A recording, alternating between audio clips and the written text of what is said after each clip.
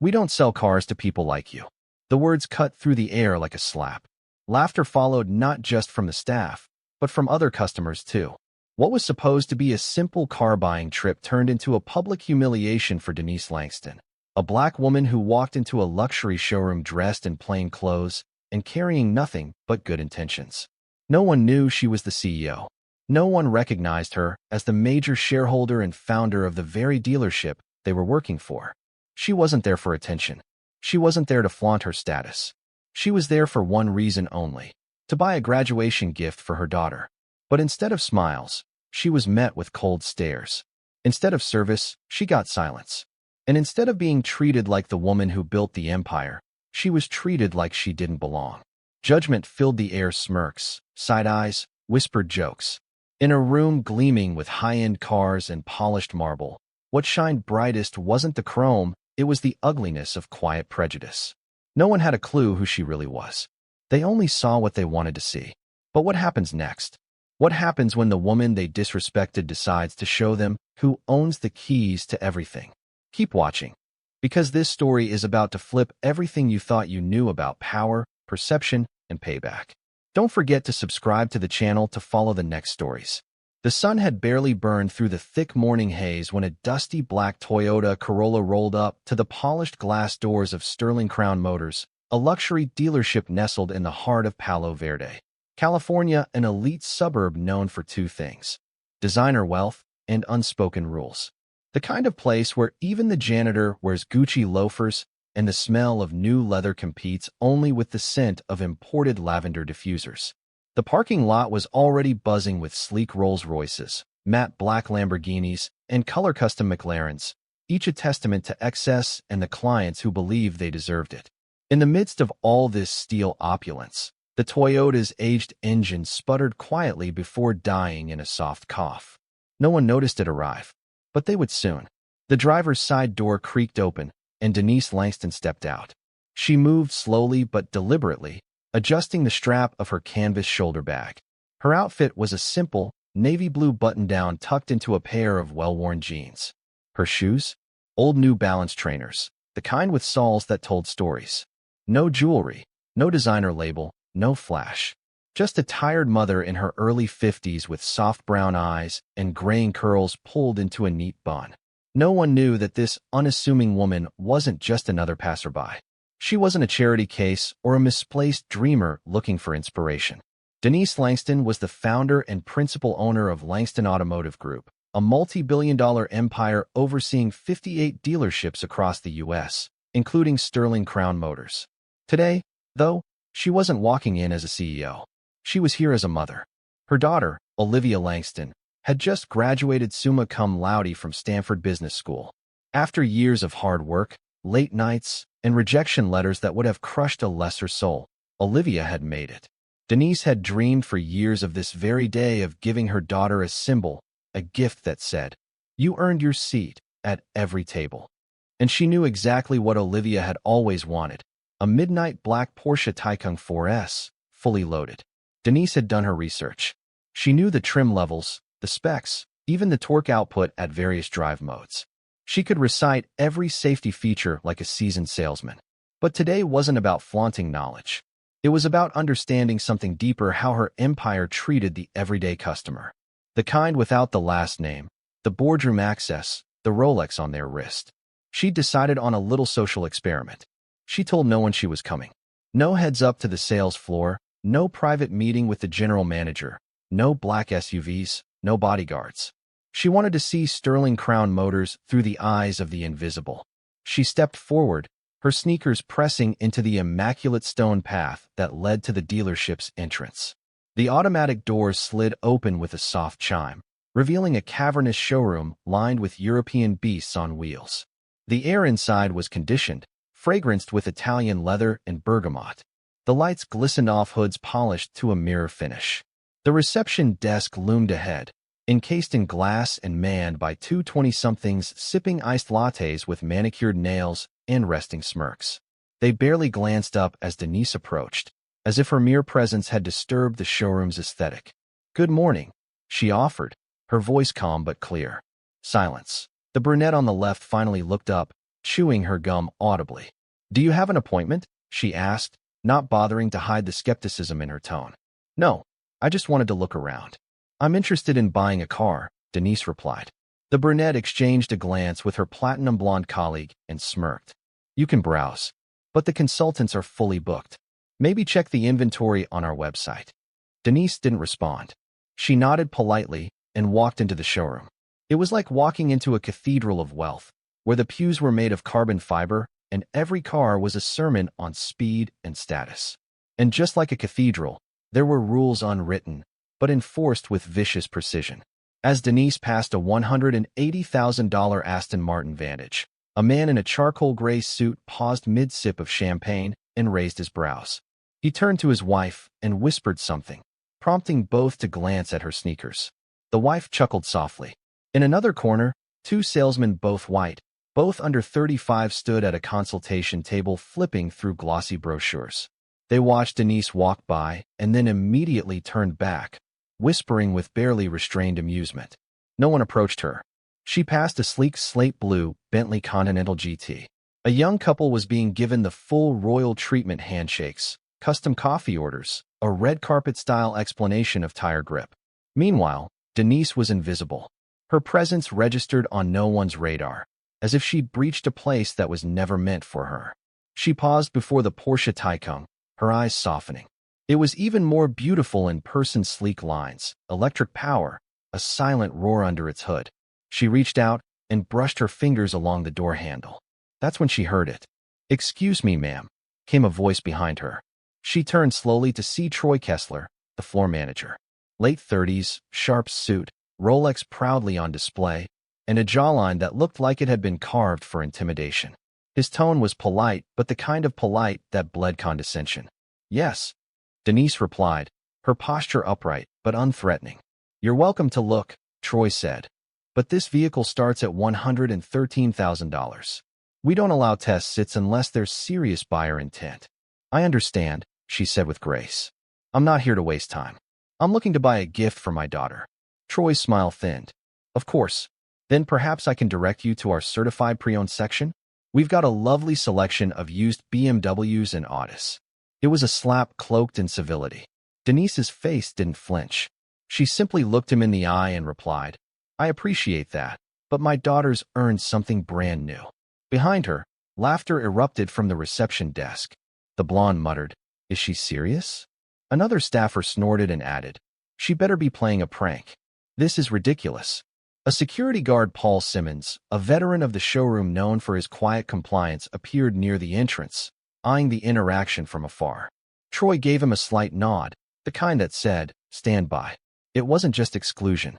It was orchestrated dismissal. Denise took a breath. The pressure in the room was mounting, but not because she felt out of place. She knew this ground better than anyone.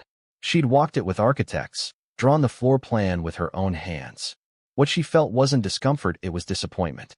"I think I'll continue browsing on my own," she said gently. Troy stepped aside, still smirking. "Just don't touch anything without asking. These are high-end machines." Every step she took after that felt like it echoed louder. The room had grown colder. Staff members avoided eye contact. Some whispered. Some laughed. But no one stepped in to help. No one asked a question. No one offered a glass of water, a brochure, or even a basic greeting. By the time Denise circled back to the Taycan, she noticed something chilling. A young man with a showroom badge had pulled out his phone and was recording her, whispering into the camera. Another one trying to flex on a budget. "Wait for it, security's coming." She turned away. She wasn't here to fight, not yet. Not with words. Not with outrage. She was still collecting receipts, not just on paper, but in behavior, in proof of how far a business can fall when its own people forget its roots. She looked at the time. 10:48 a.m. She took one last look around and then slowly walked toward the exit, passing Paul, who stiffened but didn't intervene. Behind her, laughter and soft jazz mixed into a nauseating cocktail of elitism and performance. Outside, Denise climbed into her dusty Corolla, started the engine, and pulled out her phone.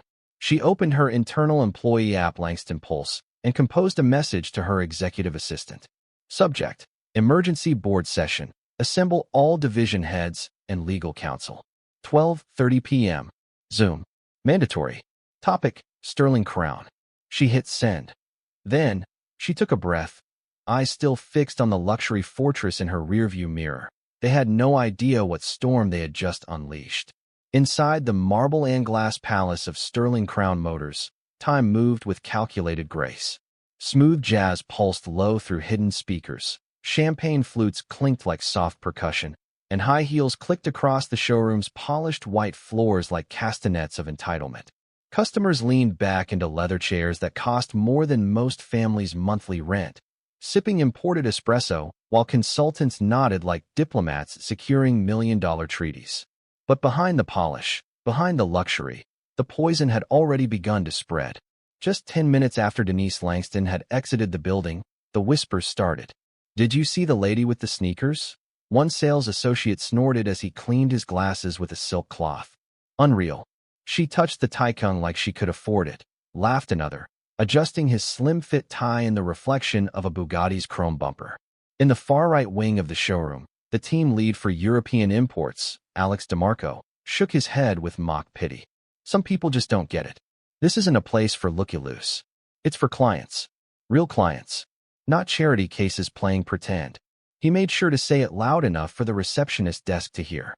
They giggled again. They weren't simply mocking her. They were performing. Performing for each other. For the floor manager. For the customers who might see them as enforcers of the brand. Sterling Crown Motors didn't just sell cars, it sold a curated experience of exclusion disguised as luxury. Back near the front entrance, Troy Kessler, still feeling high from his earlier power flex, chuckled to his colleague Brad Kinsey, the dealership's top sales shark. Brad wore a gold tie clip shaped like a dollar sign. A conversation starter he'd never had to explain more than once. "You handled it like a champ," Brad said, smirking. "I swear, they just wander in off the street sometimes." "No shame." Troy laughed, running his hand through his slicked-back hair. "Yeah, I gave her the certified pre-owned pitch. Figured she'd bite." "Pre-owned? That's generous." Brad sipped from his espresso. "She looked like she bought those sneakers when Bush was still president." They both laughed, but not everyone found it funny. Maya Tran, a junior marketing assistant in her early 20s, looked up from her workstation near the service department and frowned. She hadn't said a word during the exchange, but she'd watched it all unfold. The cold stares. The refusal of basic hospitality. The security being called not for a threat, but for a mother with a dream in her eyes. Her fingers hovered over her keyboard. Across from her sat Kendra Ruiz, a Latina associate who'd just landed her position 3 weeks prior. She looked visibly uncomfortable as the snickering around the showroom intensified. "Just don't say anything," Maya whispered, noticing Kendra's expression. "It's not worth the trouble. HR doesn't protect new hires. They protect the brand." Kendra looked away. Back near the Porsche lineup, another whisper floated through the air like perfume. A customer, white, balding, wrapped in a blazer too tight for comfort, sneered as he whispered to his wife. "It's embarrassing. If they let anyone just come in here and touch the merchandise, what does that say about this place?" His wife nodded, her pearl earrings shimmering with each judgmental shake of her head. Behind them, a group of 320-something staffers stood at the charging station for electric vehicles, pretending to be busy while whispering gleefully. "I heard she asked to test drive the Taikung," said one, stifling a laugh. "You're kidding." "Nope." Troy nearly choked. From the corner of the room, the security guard Paul Simmons remained silent. He'd seen it all before. Quiet racism in suits and designer heels. The kind that never got reported, never raised a scene, but always left someone walking out of the showroom feeling 3 feet tall. He watched them whisper. He watched them laugh. And he said nothing, because he knew the script. Just then, the showroom's door chime rang softly. Everyone paused. Through the glass, a series of black SUVs began pulling up Cadillac Escalades, a sleek Mercedes AMG, and finally a dark gray Range Rover. They didn't belong to any scheduled client, and no one had made an appointment. The mood shifted. Inside, Troy glanced at Brad. "You expecting someone?" Brad shook his head, eyes narrowing. "Nope." The drivers stepped out first, professional chauffeurs, each in crisp uniforms. They opened the doors for a small procession of individuals, all dressed in tailored suits and business formal. The last figure to emerge? Denise Langston, but not the woman they'd tossed out. This Denise wore a slate gray fitted blazer over a crisp ivory blouse. Her hair was pinned elegantly. Her heels echoed with confidence across the parking lot, and a deep red lipstick drew a perfect line across a face no longer smiling. She walked like someone who belonged. Because she did. Inside the showroom, jaws began to loosen, eyes began to widen, and the whispering stopped. Dead. Brad turned pale. Troy froze. "Oh my God," whispered Maya.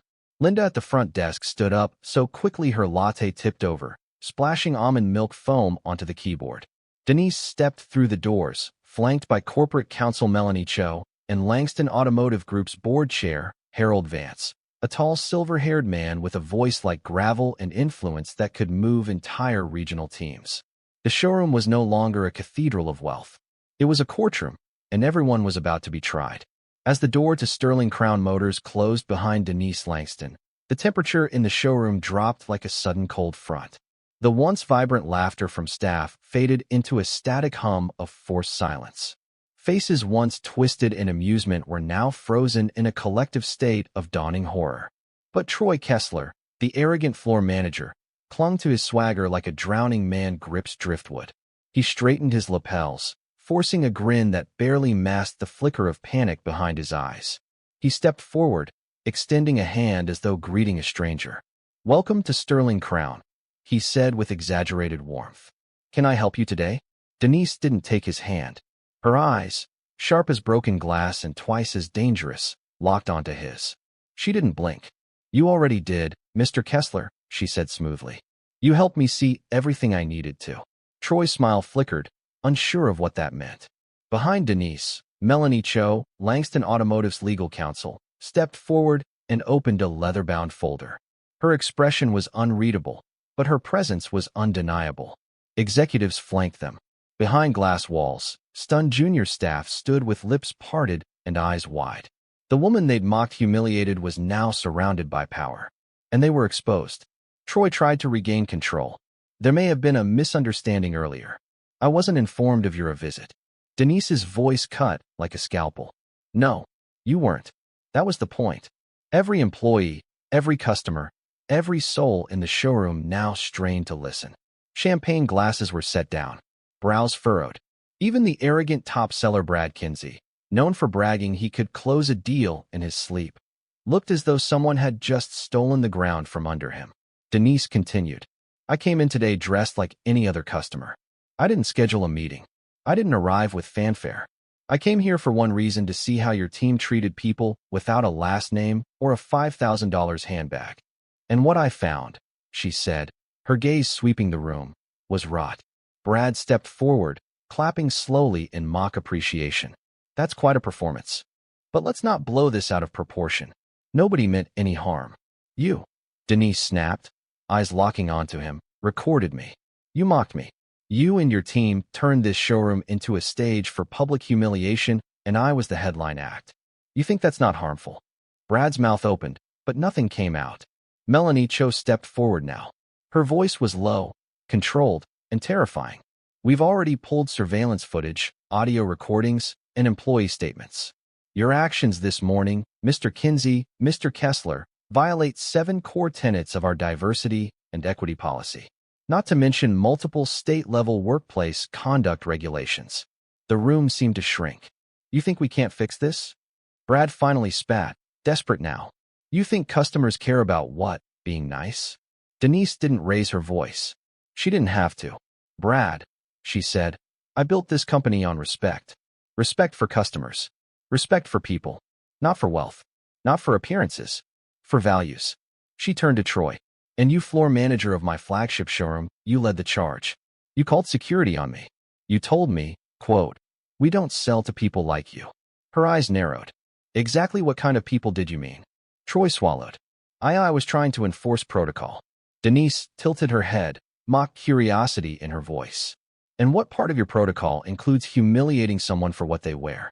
What part of your protocol includes letting your employees laugh at a guest in full view of other customers? What part of your protocol permits classism dressed up as customer service?" He didn't answer. No one did. A beat of silence passed, thick with dread. Then, slowly, Kendra Ruiz, The junior sales associate who had watched everything unfold stepped out from the back. Her voice trembled. "She's telling the truth," Kendra said. "I heard what Brad said. I saw the way they all treated her. And I didn't do anything." Heads turned. Kendra's confession landed like a cannonball in a silent pond. "I wanted to," she continued, her voice cracking. "But I was scared." They all laughed. They made it seem normal. Denise met her eyes and nodded slowly. Not with judgment, but with understanding. "Thank you," she said softly, "for saying it now." Troy's face flushed with frustration. "This is insane. We run a tight showroom here. We can't let people just walk in from the street and treat it like a free-for-all." Melanie raised a brow. "That woman from the street happens to own this dealership. And 47 others." Troy staggered back as though he'd been punched. The truth had landed. Denise stepped forward, and her voice, though calm, had the power of a judge delivering a sentence. "Your biggest mistake wasn't mocking me. Your biggest mistake was revealing how many others you've done this to. Customers who never came back. Staff who stayed silent out of fear. You didn't just disgrace yourself, you stained everything this company stands for." She turned toward the crowd of staff and customers, now watching from the edges of the showroom. "I'm not just here to fire people," Denise said. "I'm here to rebuild this place from its foundation. And we're starting today." She looked at Melanie. "Terminate them." Melanie didn't flinch. "Effective immediately, Troy Kessler and Brad Kinsey are relieved of all duties. You will be escorted to collect your belongings. HR will follow up regarding severance review and compliance violations." Gasps echoed through the room. Brad's face went red, then white. This is a witch hunt." "You lit the fire yourself," Denise replied. Security guard Paul Simmons stepped forward silently. This time, he wasn't called in to remove Denise. He was here to escort the very people who had weaponized him. As Paul motioned toward the office, Brad muttered curses under his breath. Troy walked stiffly, his face blank. Neither man dared look back. When the doors closed behind them, a new silence filled the space, not of fear, but of something else. Relief. Denise turned back to the employees, the air around her pulsing with something few CEOs ever show on a showroom floor. Righteous power born from pain. "I want everyone to listen carefully," she said. "I don't care how much you sell. I care how you serve. I care how you treat the person in front of you. Whether they come in wearing Prada or pay less, they're human and they deserve dignity." A few staff members nodded. Others looked down in shame. Denise's voice softened. "If you've stayed silent, you're not evil. But silence makes you a bystander. And in this company, we're done with that. We are not going to be the brand people fear. We are going to be the brand that makes them feel welcome." A slow clap began. It was Kendra, and then Maya. And then, like a wave, more employees joined in. The showroom filled not with mockery, not with snickers, but with genuine applause. Some customers even joined in, moved by the spectacle of justice in real time. Denise glanced around one last time before heading toward the manager's office. This wasn't a performance. This was a reckoning, and Sterling Crown Motors would never be the same again. The doors had barely closed behind Troy Kessler and Brad Kinsey before the silence inside Sterling Crown Motors shifted. It was no longer the smug hush of superiority, it was the sharp, breath-held stillness that comes after a lightning strike. Denise Langston stood near the consultation lounge, her tailored suit pristine, but her face carried the exhaustion of 1,000 battles fought silently over decades. She scanned the room, every gleaming vehicle, every sterile white chair, every face once twisted with superiority, now carefully blank. Some staffers clapped moments ago out of relief. Others had stayed frozen, uncertain whether they'd be next, whether their years of complicity would now count against them. Denise saw all of it. She didn't need to hear excuses. She had lived those silences her entire life. She walked slowly toward the Porsche Taycan, the same midnight black model that had sparked the humiliation mere hours ago. Her heels echoed across the marble, but inside her, another sound pulsed louder, the memory of being erased in plain sight. Her fingers traced the curve of the fender as she stood still. This car was supposed to be joy. This showroom was supposed to be pride. But all she could feel was heat rising in her throat, the residue of being judged, diminished, nearly broken in the house she built. Behind her, murmurs rose and fell like waves. Employees talked in hushed tones, unsure whether to approach her, unsure what was safe now. Denise took a breath and slowly turned. "I want every employee on this floor to look me in the eye," she said, voice steady but full of fire. Right now. Head snapped up. Some dropped back down. Others locked eyes with her as if standing at a courtroom bench. You all watched, she said, scanning the room. Not just today, but before today. Maybe not always as obvious. Maybe not always as cruel. But the tone? The attitude? The coldness wrapped in professionalism?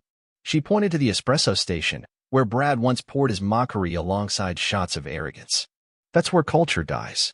Near the back wall, Maya Tran, who had sat silently at her desk earlier, stared down, her fingers trembling slightly over her keyboard. Denise saw her and softened, but she didn't let go of the moment. You were trained to meet people with a smile. But when you saw me dressed in sneakers and denim, you gave me scrutiny. You gave me silence. You gave me staged politeness dripping with judgment.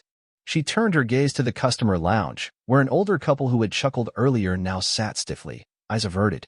I wasn't here to test your manners. I was here to see if you knew the difference between luxury and elitism. And now I know.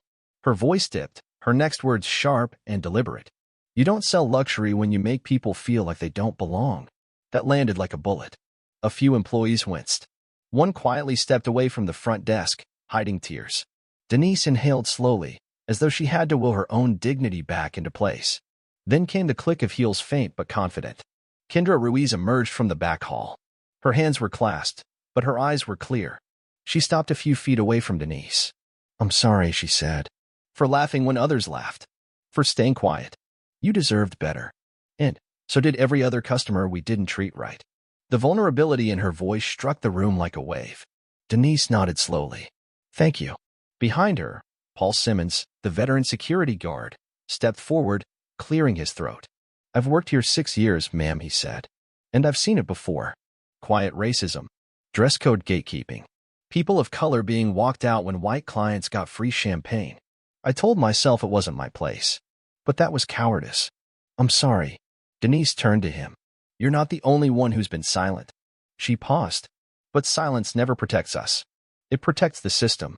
And that's why this ends here. In the far corner, Linda, the receptionist who once whispered into her coffee cup about ruining the showroom's vibe, now stood with her face pale and jaw clenched. She crossed her arms tightly but didn't say a word. Denise met her gaze for a second and let the silence between them hold weight. Then she turned back to the center of the room. There are 2 kinds of people in this building right now, she said. The ones who mocked, and the ones who watched. And I'm not here to destroy either of you. But I am here to expose you. A long pause followed. I was judged by my shoes, she continued, but you didn't see the blister on my heel from the days I ran this business on foot. I was judged by my jeans, but you didn't know they were bought after I sold my first car, back when I couldn't afford rent and payroll in the same week. I was judged by my silence, but you didn't know that silence was built from decades of being ignored, overlooked, and underestimated. And you judged me anyway. Her voice faltered just slightly. Then she found it again. But that's over now. She stepped forward. I'm not just cleaning house, I'm rebuilding it. From the ground up. And that starts with one person who refused to stay silent. She looked toward the front of the showroom. Kesha Daniels, the young black receptionist who had spoken up when it mattered most, stood behind the glass desk motionless, breath shallow. Denise called out, Miss Daniels. Please come forward. Kesha hesitated, glancing at her coworkers. Some avoided her gaze. Others looked surprised. But she stepped out slowly, wiping her palms on her slacks. Denise extended her hand. You stood when no one else did, she said. And because of that, you reminded me that courage still lives here. Kesha's eyes welled with tears. I was scared, she whispered. I thought I'd be fired. Denise smiled gently. And instead, you're getting promoted. Gasps rippled through the room. I'm appointing you interim floor director, effective today. You'll work with HR, with legal, and with me to re-establish this showroom's entire approach to customer service, hiring, and internal accountability. Kesha's mouth opened. She couldn't speak. Behind her, someone clapped. Then another. Soon, half the staff joined, and not out of obligation, but from something genuine. The realization that change was real. That someone had finally drawn the line. That justice had walked in through the front door and stayed. Denise turned back toward the Porsche. She placed a hand once again on the hood. Then she spoke with quiet fire. This car is still going to my daughter. Not because of what it costs. Not because of what it symbolizes in a showroom like this. But because it will remind her that her mother stood her ground and changed something that needed to be changed. She paused. And for every person who thought I didn't belong here. She turned to face the staff one last time. I own this place. And now, I own every ounce of the shame you thought you could dump on someone like me. Silence. Pure. Heavy. Unapologetic. Denise walked out through the same glass doors that had once felt like gates of exclusion. This time, they opened for her not as a test, but as a queen reclaiming her throne. The marble floor of Sterling Crown Motors still shimmered, but the atmosphere had changed. The air was no longer perfumed with entitlement. The crystal chandeliers above didn't glow with exclusivity, they now illuminated something much more profound: reckoning. And yet, amid that silence, amid the cracks forming in the showroom's facade, one voice was about to break through and shift everything forever. Kesha Daniels, the 24-year-old receptionist with 3 months on the job and a notebook full of dreams, stood behind the curved reception desk, trembling. She had watched Denise Langston walk out, head held high. She had seen Troy and Brad removed, their arrogance stripped like dust off their tailored jackets. But now the weight had shifted to her.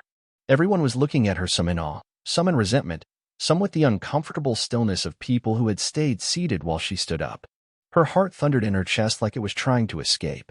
She had done the unthinkable. She had spoken. Earlier that morning, her hands had trembled as she pressed the intercom button, her voice barely above a whisper as she had said, "She hasn't done anything wrong." And now, it echoed in her memory like a cannon blast. And somehow, against all odds, that whisper had changed everything. Still, doubt clawed at her. What if this was all temporary? What if she was being paraded for show, only to be quietly dismissed next week? What if standing up had painted a target on her back? She barely noticed that the staff around her had gone quiet again. This time, not because of dismissal, but because of the sound of Denise's voice on the showroom intercom. "Could all staff please report to the front desk?" the voice said. "I have one final appointment to confirm." There was no mistaking the authority behind the words. Within seconds, everyone gathered: consultants, interns, lot techs, receptionists, and department heads who hadn't dared emerge earlier. They crowded near the front of the dealership in uneasy formation, unsure what they were about to witness. Then the doors opened again. Denise re-entered. But this time, she wasn't alone. Flanking her were Harold Vance, chairman of Langston Automotive Group, and Melanie Cho, general counsel. Behind them, a videographer from corporate comms silently followed, recording what would later be shared as a case study across all 58 dealerships. Denise stepped forward. And this time, she smiled. "Before I go, I have one more decision to announce," she said, her voice calm, warm, and unshakable. She turned toward the front desk. "Kesha Daniels, please step forward." Kesha froze. Everything inside her screamed to stay put. But something stronger pulled her feet forward. She walked out slowly, her posture hesitant, like a soldier stepping onto a battlefield she never trained for. Denise met her with a soft expression, one Kesha had only ever imagined receiving from someone in power. "Miss Daniels," Denise began, "you don't have a corner office. You don't have a 6-figure salary. You don't have seniority. And yet today, you had something none of those things can teach." She paused. "You had courage." A hush fell across the crowd. Kesha's eyes glistened. "When I was being mocked," Denise continued, "you spoke up. When my dignity was under attack, you reminded this entire company what it means to be decent.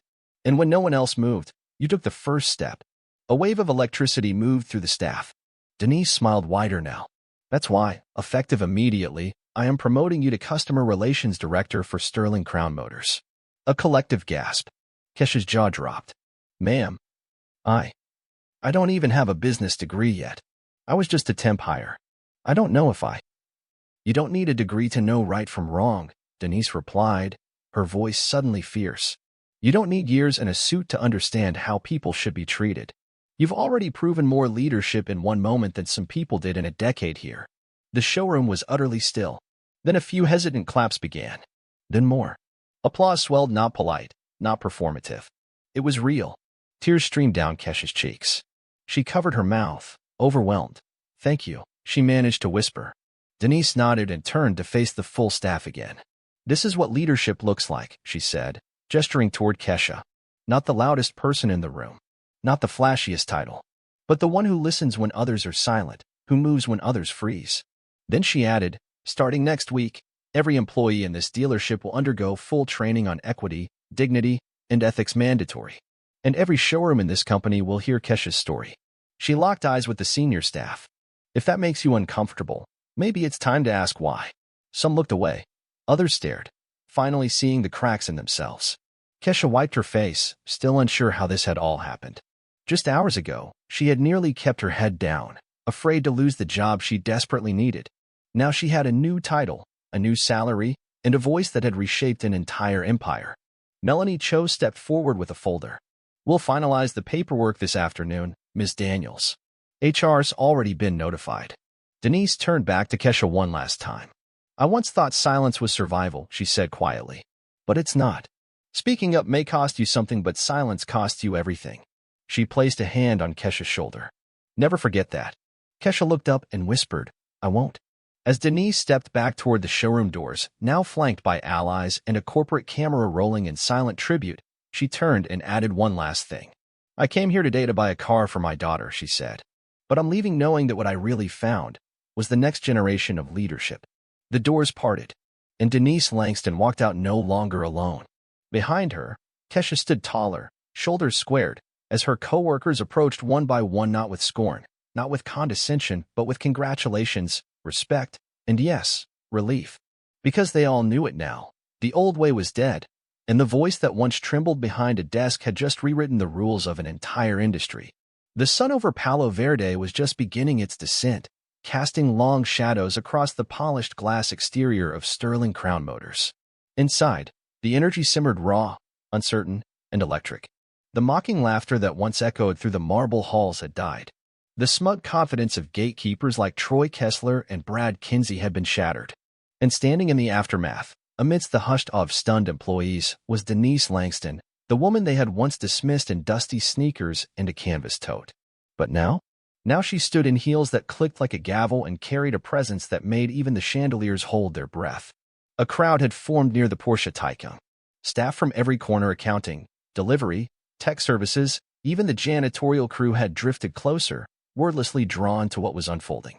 Even customers lingered, pretending to browse while inching toward the commotion, their curiosity sharp. Near the front, Linda Torres, the receptionist who once rolled her eyes at Denise, now stood pale and tight-lipped, clutching her tablet like a lifeline. Jake Larson, the youngest floor consultant, barely 22 and only recently promoted, watched from a corner with flushed cheeks and wide eyes. He had laughed earlier. Laughed when Derek and Brad made jokes. Laughed because everyone else did. But now, every moment from that morning replayed in his head like a car crash he couldn't look away from. And then came the crescendo. A procession of 3 black Cadillac Escalades, followed by 2 sleek Mercedes Maybach sedans, rolled into the dealership parking lot. The vehicles glided to a stop in perfect formation like pieces of a chessboard falling into checkmate. The glass doors opened, and the silence cracked. Out stepped the executive command of Langston Automotive Group. Harold Vance, the silver-haired board chairman, stepped out first, his 3-piece suit crisp, his expression unreadable. Beside him, Melanie Cho, general counsel, held a leather folder tied against her chest, her heels clicking with surgical precision. Behind them, for legal aids, 2 corporate security officers, and the full regional HR team moved in sync. These were not salespeople. These were enforcers of legacy and law. But no one captured the room like Denise Langston, who walked in last slowly, deliberately, alone. Her slate-gray power suit was sharp enough to slice through concrete.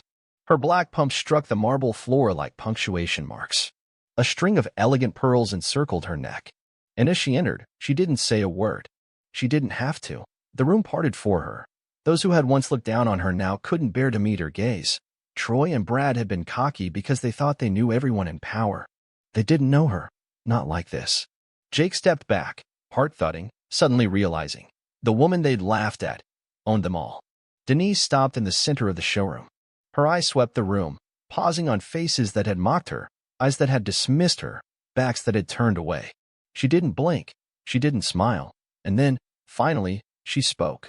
"I trust," she said, voice low and rich with command, "that today will be one none of you ever forget." Gasps fluttered like falling glass. Linda dropped her tablet. Jake stepped behind a desk. Even the regular clients, men in suits, women in designer pumps, froze in stunned silence. They recognized what was happening now. This wasn't a boardroom speech. This was a reckoning. Troy, who had tried to re-enter the building just minutes earlier, was blocked at the door by corporate security. Inside, Denise continued. "My name is Denise Langston. I am the founder, CEO, and majority shareholder of Langston Automotive Group. I own 58 dealerships across the United States, including this one. She took a step forward. This morning, I came here to buy a gift for my daughter. I came as any mother would, with pride, with love, and with no fanfare. But I was met not with service, not with professionalism, but with ridicule, with contempt, with prejudice cloaked in champagne.